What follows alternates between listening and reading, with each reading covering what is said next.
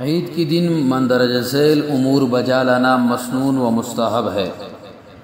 مسواک کرنا، غسل کرنا، کپڑے نئے ہو تو بہتر ورنہ دھلے ہوئے پہننا، خوشبو لگانا، صبح سویرے اٹھ کر عیدگاہ جانے کی تیاری کرنا، نماز عید الفطر سے پہلے صدقہ فطر ادا کرنا، پیدل عیدگاہ جانا، ایک راستے سے جانا اور دوسرے راستے سے واپس آنا، نماز عید الفطر کو جانے سے پہلے طاق عدد کھجوروں یا چواروں کا کھانا یا کوئی اور میٹھی چیز کھا لینا، عید الاضحیٰ کی نماز سے پہلے کچھ نہ کھانا مستحب ہے۔ اگر قربانی کا گوشت میسر ہو تو نماز عید کے بعد اس کا کھانا مستحب ہے۔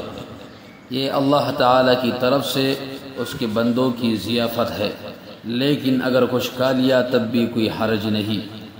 عیدین کی نماز کسی بڑی میدان میں ادا کرنا سنت ہے، لیکن بڑے شہر یا اس جگہ جہاں زیادہ آبادی ہو، ایک سے زائد مقامات پر عیدین کی اجتماعات بھی درست ہے اور میدان کی بھی شرط نہیں۔ بڑی مساجد میں بھی یہ اجتماعات صحیح ہے، جیسا کہ آج کل ہو رہا ہے۔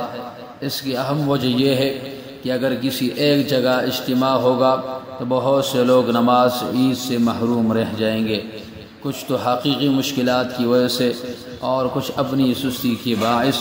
نماز عید کے لیے تکبیر تشریق کہتے ہوئے جانا، عید الاضحیٰ میں باآواز بلند اور عید الفطر میں آہستہ کہنے چاہیے۔ عیدین کا خطبہ سنت ہے، یہ خطبہ نماز کے بعد ہوگا۔